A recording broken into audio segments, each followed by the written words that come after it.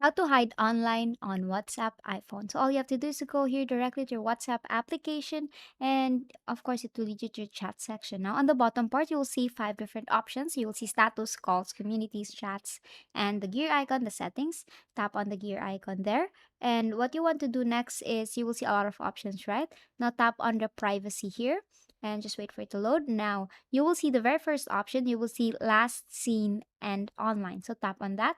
Now, it's currently set on everyone. Basically, everyone in your on WhatsApp can actually see that you are online. Now, to be able to hide your online, all you have to do is to tap on nobody here who can see my last scene. Tap on nobody, and then who can see when I'm online. Make sure that same as last scene, it's set on same as last scene here. Now make sure that it will look like this.